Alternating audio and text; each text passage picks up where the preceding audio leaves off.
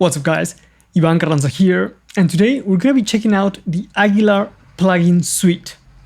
Before we continue, let me tell you that I am a Darkglass employee, and Darkglass is owned by Cork, which also owns Aguilar.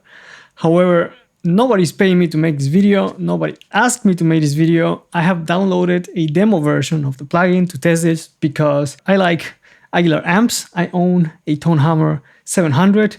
I have toured with a Tonehammer 500 and also an AG 700, and I really like their caps as well. So when they announced the plugin, of course, I'm gonna be excited about it, which is why I decided to make this video. I'm just saying that for full transparency. So when you open up the standalone version, you see this screen. You can either unlock by having a code, you can start the demo version, or you can purchase a license. So we're gonna start the demo version, and it's gonna run for 20 minutes. Now, this is the UI. I think it looks great, the amp and the cabinet. The bottom portion, you have which amp you're using, and on the right, you have your cabinet section. Here on top, you have your pedals, and then the amps. You have a gate, you have a tuner, input and output, and then some options here. So you can change between the Tonehammer, the AG500, or the AG and the DB751, and they do sound pretty different. And then for the cabinets, you have the DB112, 210, 115, 212, 4x10. I have toured this cabinet and it's amazing. It's just super heavy though. Then the 4x12 and stack 8x10. And then you move on to the SL cabinets, the 110, which are super light. The 112, 2x10, 115, 2x12, 4x10. And then you can also load your own input responses. And then just go back to the beginning. And if you notice, for example, each amp has its EQ controls. And of course, they are different from amp to amp. And in the cabinet section, you can blend in your DI signal if you want, and you can also control the level of your cabinet. You can add some room reverb, you can control the time of the reverb. Let's go to the pedal view. You have, it comes loaded up with the TLC compressor, but you can add this compressor as well. There is the filter twin, which is an amazing pedal, by the way. It's a great envelope filter. You have the Chorosaurus, the Grape Phaser, the Fazzester, Storm King, which is the drive section of the Tonehammer, if I remember correctly, and then the Aggro pedal. Now, I've seen some other channels that have done already a review on the plugin, and I figure I would do something different than what they have done. And I have a recording of a live performance that I have, a live show that I did with Dr. Crapula this year while I was on tour. So I'm gonna re-record my bass as a DI track and then put it in the mix there, and then put the plugin on the track and A/B between the clean DI with a bit of compression to balance levels and the plugin with also some little bit of compression just to match volumes and so on.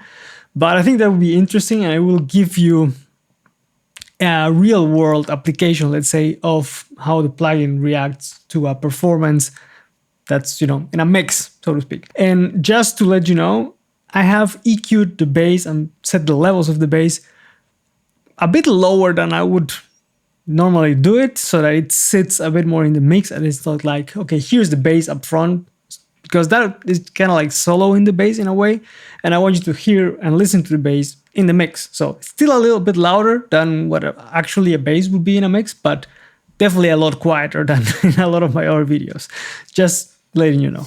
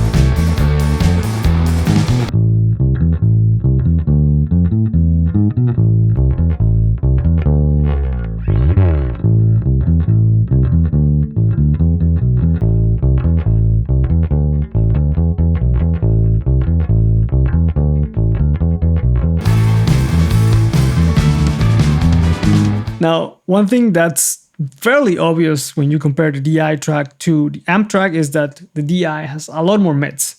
It's, if you want to put it this way, a lot more articulate because you hear more mid-range. But that also makes it that it's not sitting as nicely in the mix because, of course, it's taking up space of other instruments. So having the cabinet, puts the bass or makes the bass blend in with the other instruments better. I think the plugin does add the analog amp grit to the tone.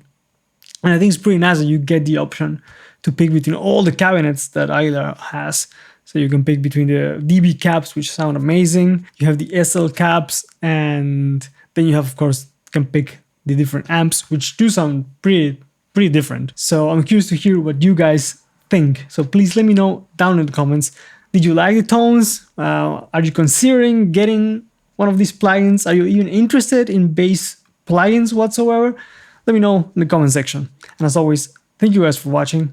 Let me know what you think in the comments. And I'll catch you guys on the next one. Take care.